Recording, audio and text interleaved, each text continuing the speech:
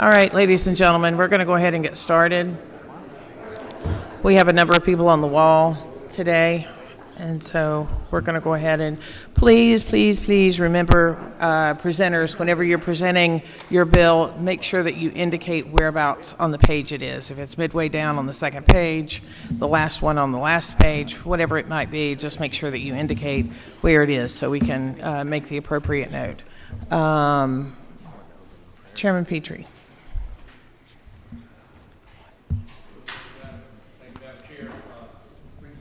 Bill 1078, it is the first bill mentioned on the second page under modified structured rule. This is a Department of Community Health bill that establishes a PACE program in Georgia. PACE is an acronym for Program of All-Inclusive Care for the Elderly. So this is yet again a new way for the department to serve individuals who are meeting a nursing home level of care in our communities. They have Medicare and Medicaid, so they're duly eligible. And the goal here, just like with a lot of our Medicaid waivers, is to find a way for them to be served in the community outside of institutions, which of course is better for quality of life and cheaper for taxpayers. This is a program that the department would like to implement here in Georgia, and that's what this bill does. It basically allows them to implement this program. Glad to stand for any questions. Okay, thank you. Members of the committee. Yes, Representative. You have a question? Do you have a question? Okay, yep.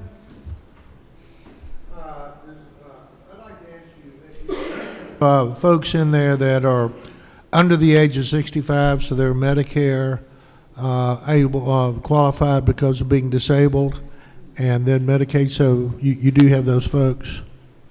Yes, Chairman. They're right. Going to already be on Medicaid. This is a voluntary program, by the way, but they have to be over 55, but they are going to be on Medicaid and disabled, either frail, elderly, disabled. They will be in that age blind and disabled category. So those folks could actually have dialysis then? Let's say again, Chairman. They could actually have dialysis, go through dialysis.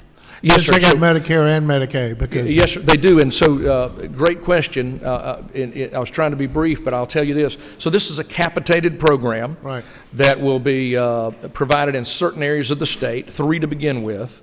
And so the provider will take risk for all services, medically and community-based services that are required through Medicaid or Medicare for those individuals. Right. Yes, sir. Great. Thank you for the good question, Mr. Chairman. Okay, all right, one more question, Representative Hughley.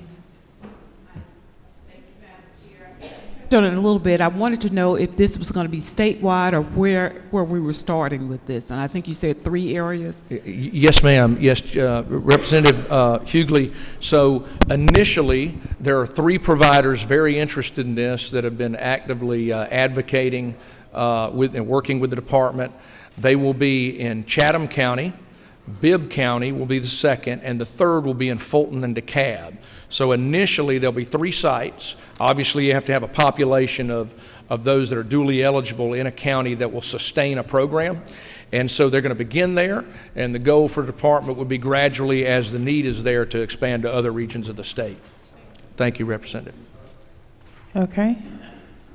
Any further questions? Seeing none, thank you, Representative. Yeah. Thank you, Chair Lady. Representative? Thank you, Madam Chair. I have House Bill 927. It's at the very top of page 2. Currently, under certain circumstances, a hunter has to wear 500 square inches of fluorescent orange. This bill does nothing but add fluorescent pink as an option. Okay, members of the committee, any questions? Seeing none, thank you. Thank you. Chairman Smith. Morning, Madam Chair, members of the committee. This morning I bring to you House Bill 549. That's about the 5th one down on the front page there. And this is a pretty straightforward bill that establishes the Georgia Music Office and a music commission that will work within economic development. While we currently have a film, music, and digital entertainment office, it primarily focuses on the film industry and doesn't focus as much attention on our musical talent that resides here in the state. And so this would focus on providing statewide support, promotion, and cultivation of Georgia's growing music industry. Their mission would be to create opportunity and connect businesses to serve as a clearinghouse for the Georgia music industry, for information and liaison between different agencies to make sure that our musical talent, as well as those that produce our music, would have the resources that they need. It would also create the Georgia Music Advisory Council, consisting of 8 members, 1 chairperson appointed by the governor, and the mission would also include raising awareness of our rich and thriving music industry here in Georgia, which was on prominent display during the Super Bowl this past Sunday. Of course, this is subject to appropriations, and I would note that our estimates have that suggested cost at around $500,000 or less. Okay, all right.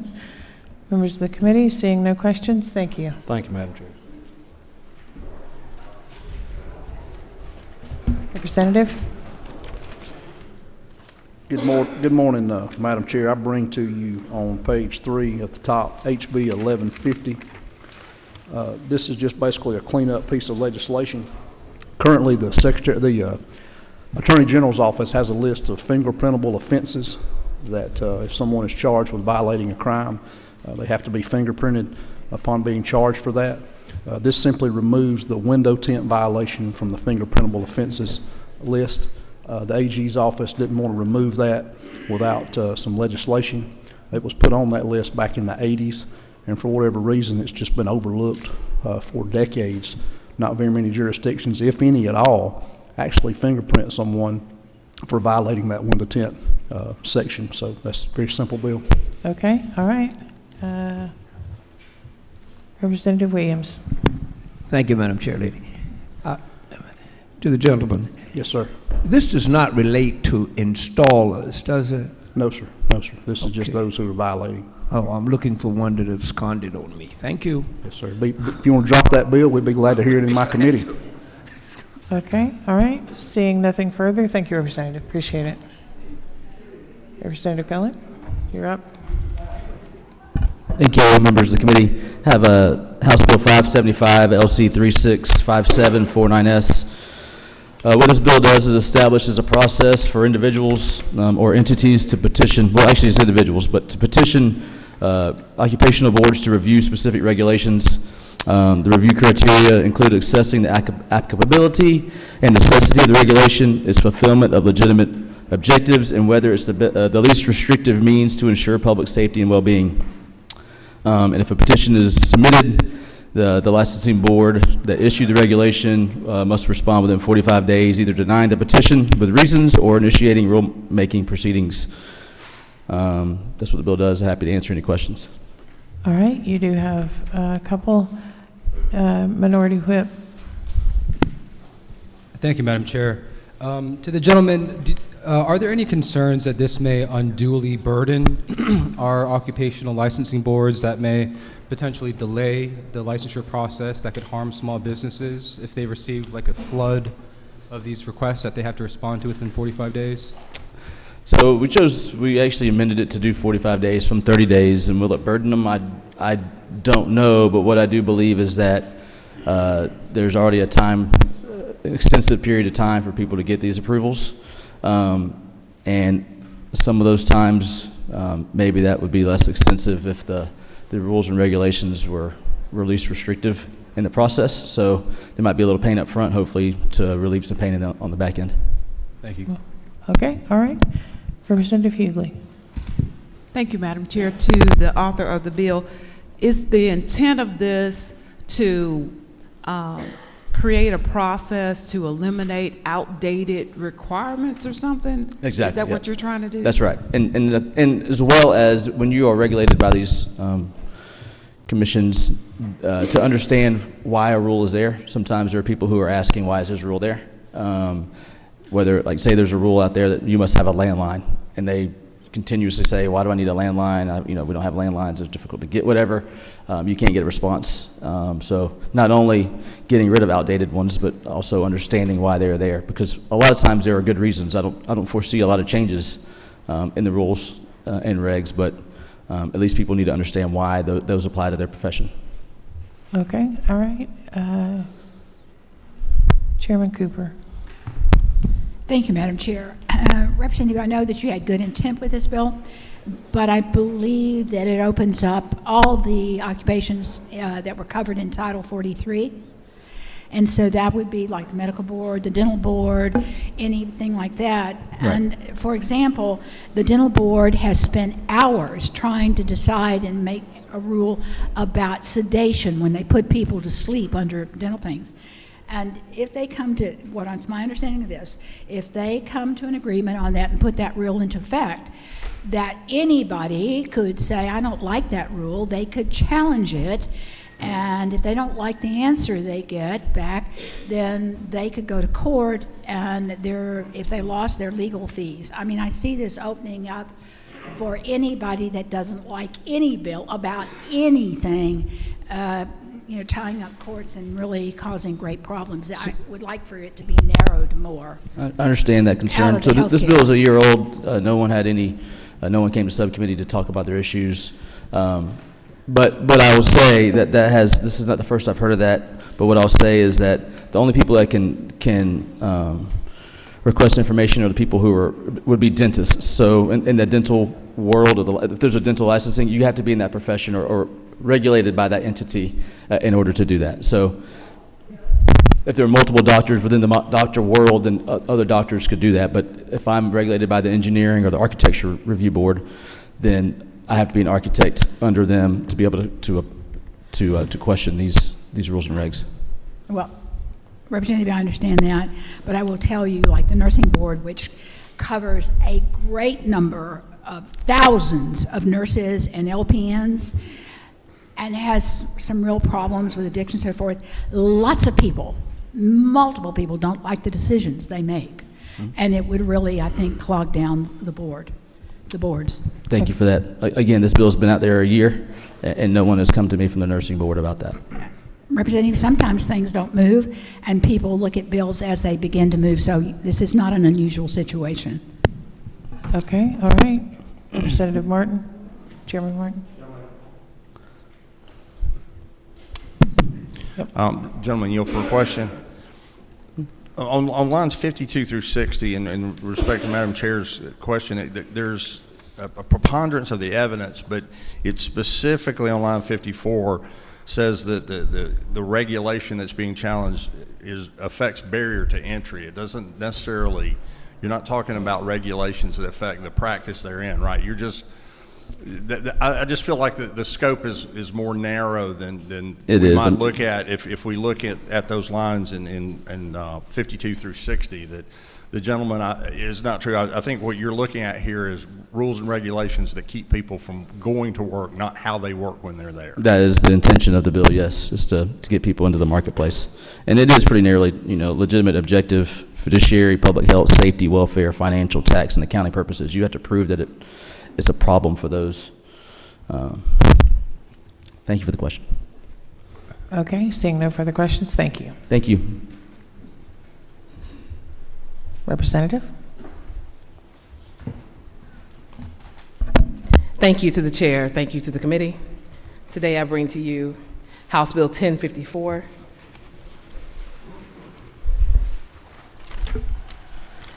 House Bill 1054, the traffic signature bill. It's an officer safety bill that allows for law enforcement officers to write refuse to sign on traffic tickets of motorists who disagree with their traffic ticket they're receiving and send them on their way. It's a simple bill.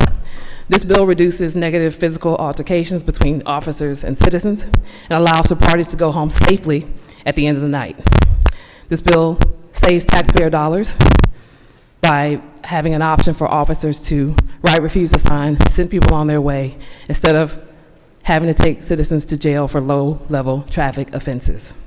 This bill is supported by the Georgia Sheriff's Association, Georgia Chiefs of Police, GMA, ACCG, Department of Driver Services, Department of Public Safety, and the City of Chattahoochee Hills. The Department of Public Safety has also let me know that the troopers, that their administration prefers that the troopers utilize this practice instead of engaging in negative interactions with citizens on the side of the road. So Okay. with that being said, I'll stand for any questions. Okay, seeing none, thank you very much. Thank you so much. Representative McDonald?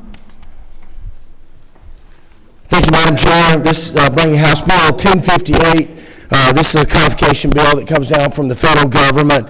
Every year we have to change the date. My great-grandfather, Chairman Powell, said he carried this bill for 20 years, so I'm kind of glad we're keeping it in the family. But all it does is change it from 2023 to 2024. Okay, seeing no questions, thank you. Thank you. There are no questions. Oh, I'm sorry. Did you have a question? I did want to clarify, I'm not his great-grandfather. All right. Representative Kelly? Thank you, Madam Chair. Members of the committee, I come before you with House Bill 745, about the middle of the first page under modified structure.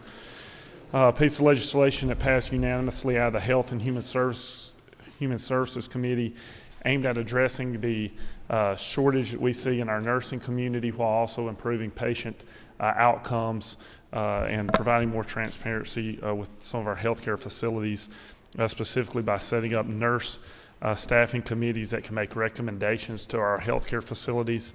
They don't have to be followed, just considered, but we feel like that's something that will improve morale and ultimately help drive more nurses into our health care systems. I'll be glad to answer any questions.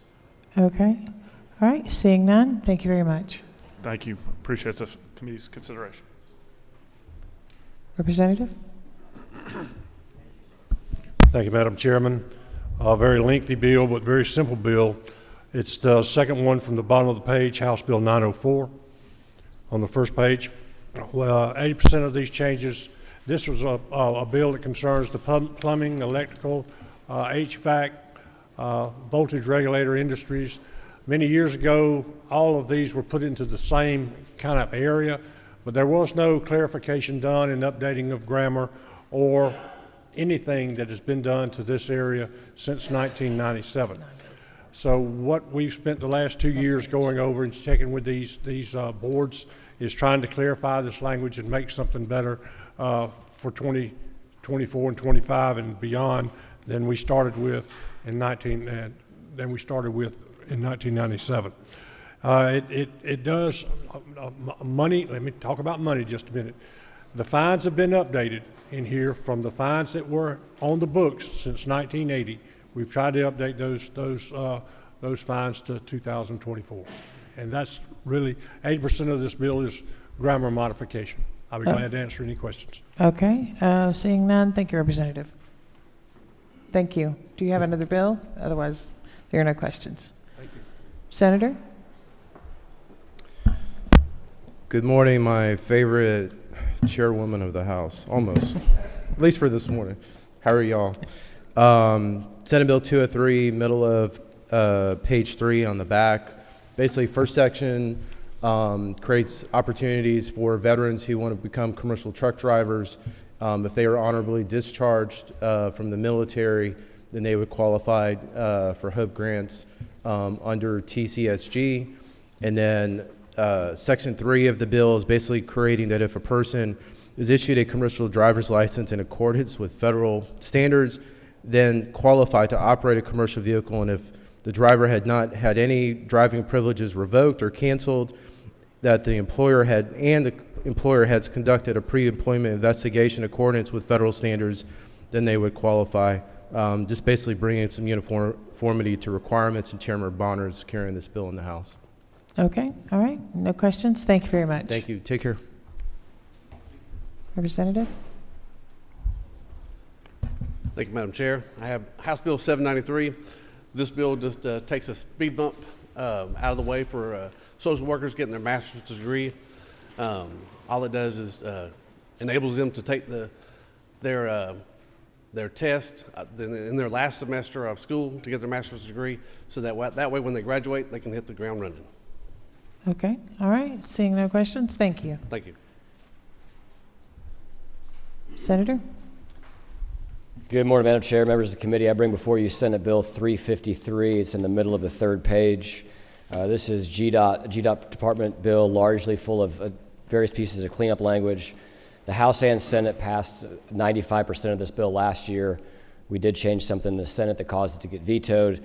We have negotiated that and have a version of this bill that all parties are happy with. Okay, all right.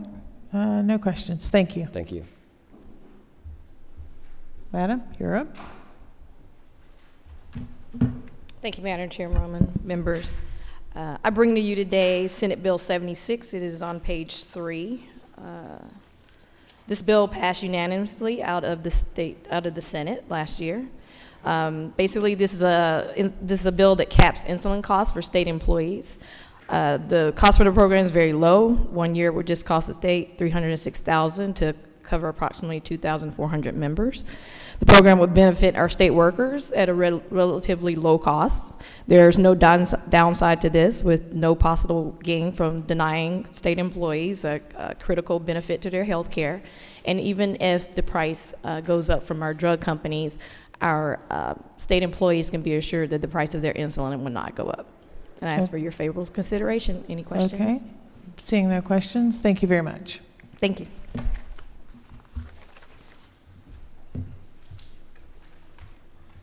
All right, there's a couple of members who have bills, if you would. Okay, Representative Stevens. Thank you, Madam Chair. On the first page, House Bill 843 simply allows Underground Atlanta to continue to be designated as a special entertainment district as they are today. They're being purchased by a private entity. And I have another. No questions. And House Bill 1041 allows the Georgia Trade and Convention Center to extend their bonding capacity and also allow for condemnation, as other authorities have, on public property. Okay, any questions from the committee? Oh, Secretary Jaspers. Thank you, Mr. Chairman. Just real quickly on the 1041, does this open a new ground? Do we let any other authority condemn property? Yes. Many of the other authorities, I'll use Stone Mountain, the World Congress Center. I had a list of them in my brain, but and that's public property, so not private property. So it would be like, for example, the Chatham County, which originally was given money by the state, deeded to the county, and now they can go back and, since this is a state property, go back and condemn this property, if you will, and take it over, since it was originally purchased by the state anyway. Okay, so it's only state-owned or municipal authority Correct. land, not private property? No private property. Okay, thank you. All right, you've got a couple more questions. Chairwoman Cooper? Or do you have a bill to present? Okay. See, raise your hand if you have a bill to present. Oh, I'm sorry. If you have a question? Okay, sorry. Getting confused here. Yep, you're recognized for your question. Chairman Stevens, just, I think I know the answer, but just articulate for the committee. On lines 105 through 109, where you're going up to 8 times more bonding capacity, that there's no place where they can obligate the taxpayers to those bonds. Those are revenue bonds. That's exactly right. We're not, I guess, can you just assure us that we're not putting the state taxpayer on the hook for that? We are not. In fact, it'll do the exact opposite. This is going to prevent the Trade Center, just as the World Congress Center, from coming back to us and asking us for money. Okay, all right. No further questions of Chairman? Okay, all right. Chairman Cooper? Thank you, Madam Chair. On page 2, the second from the bottom is House Bill 1072. This states it's the Health Drug Repository Program that is really the not-for-profit pharmacy, goodpill.org. That's a mail-order pharmacy that we established the program, how it would start in 2017. It gives out reclaimed medications that are still good to our most needy citizens across our state, mail order only. They have grown so much, they needed some extra help. And basically, it's just updating some of the things that they needed. But the main thing was it gives them 2 more pharmacy techs to help them.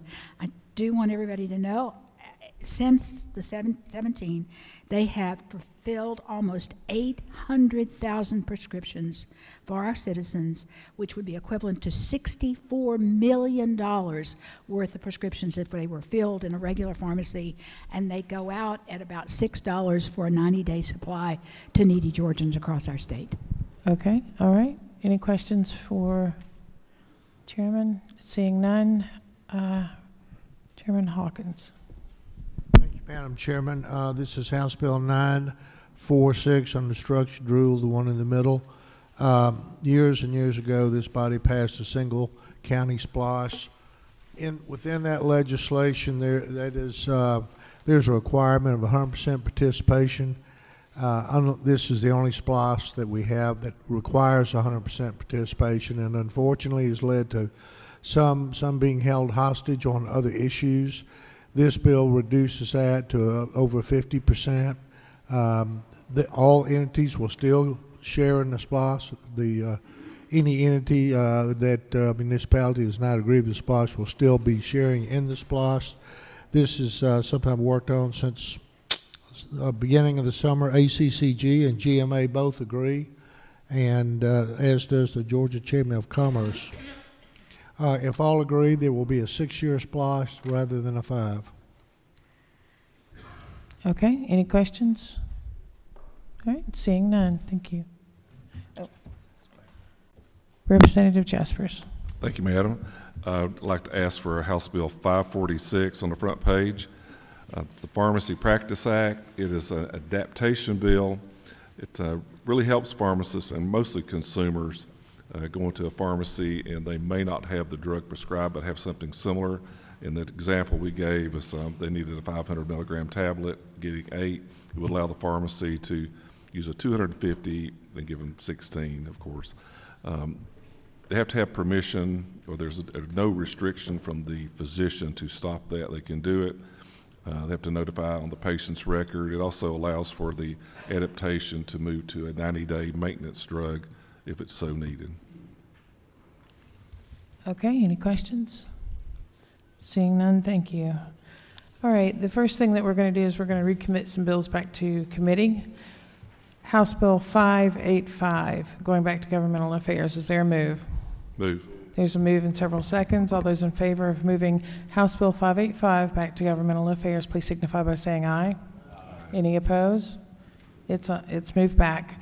House Bill 907 for motor vehicles, going back to committee. Is there a move? Move. There's a move in several seconds. All those in favor of sending House Bill 907 back to committee, please signify by saying aye. Any opposed? It's gone. House Bill 927 from Game, Fish, and Parks, moving that back to committee. Is there a motion? Move. There's a move in several seconds. All those in favor, please signify by saying aye. Any opposed?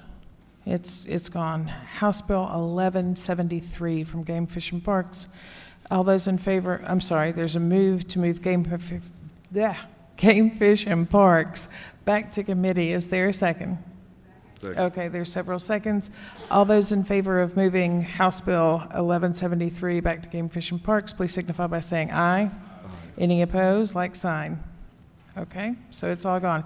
So just to recap, that was House Bill 585, House Bill 907, House Bill 927, and House Bill 1173. Those have all been recommitted back to the committees from whence they came. The first calendar we're going to set today is a supplemental calendar for today, February 15th, 2024, under modified structured House Bill 947. It was previously presented before the committee and therefore can be chosen. Is there a move to put House Bill 947 on the floor? There's several moves in a second. All those in favor of moving House Bill 947 onto the floor today in a supplemental calendar, please signify by saying aye. Any opposed, like sign. Okay, it's on for a modified structure. I will now recognize our majority leader for a motion regarding debate. Thank you, Madam Chair. I move that pursuant to Rule 33.3 that debate be limited on all bills to 1 hour as divvied up at the discretion of the Speaker. Okay, there's a move to limit debate pursuant to Rule 33.3. All those in favor of limiting debate, please signify by saying aye. Aye. Any opposed, like sign? Okay, all those who are yes, please signify by raising your hand. All those opposed, please signify by raising your hand. All right, we have limited debate on House Bill 947. Now we're on to the rules calendar for Friday, February 16th, 2024. Under modified structured, House Bill 546. Is there a move? There's a move in several seconds. All those in favor, please signify by saying aye. Aye. Any opposed, like sign. House Bill 872. All those in favor, please, of moving that to the rules calendar, please signify by saying aye. Any opposed, like sign. House Bill 874. All those in favor of moving, there's a move, and is there a second? Second. There's a move and a second. All those in favor of House Bill 874 being placed on the rules calendar, please signify by saying aye. Any opposed? It's on. House Bill 988. Is there a move to put House Bill 988 on the rules calendar for Friday, February 16th? Move. There's several moves and a second. All those in favor, please signify by saying aye. Aye. Any opposed, like sign. It's on. House Bill 1058. Is there a move to put House Bill 1058 on the modified structured rule on the rules calendar for Friday, February 16th? Move. There's several moves and a second. All those in favor, please signify by saying aye. Aye. Any opposed, like sign. It's on. Senate Bill 353. There is a, to put that on the rules calendar for tomorrow, February 16th. Is there a move? Move. There's several moves and a second. All those in favor of putting Senate Bill 353 on the calendar for tomorrow, February 16th, please signify by saying aye. Aye. Any opposed, like sign. It's on. And now we'll now recognize the majority leader for a motion regarding debate. Thank you, Madam Chair. I move pursuant to Rule 33.3 that all bills on tomorrow's calendar be limited to 1 hour at the discretion of the Speaker. Okay, there is a move pursuant to House Rule 33.3 to limit debate to 1 hour, time to be divided at the discretion of the chair. All those in favor of this for all the modified structured rules calendar for Friday, February 16th, please signify by saying aye. Any opposed, like sign. Okay, all the noes, raise your hand. Noes. She's tricky. You're not listening. Just trying to see who's awake out there, yeah. Okay, so it's all the noes. Okay, all the noes, raise your hand. Okay, there we go. Well, we're getting a fist pump from Al, so that has to count for something. Let's see if we can get some jazz hands from the people who are yes on limiting debate. So all those in favor of limiting debate, please signify by raising your hand. Okay, motion carries. So debate is limited on Friday, February 16th for the rules calendar. Again, that was House Bill 546, House Bill 872, House Bill 874, House Bill 988, House Bill 1058, and Senate Bill 353, and debate has been limited to 1 hour with time to be allocated at the discretion of the chair. That concludes the business before this community this morning, and we are hereby adjourned.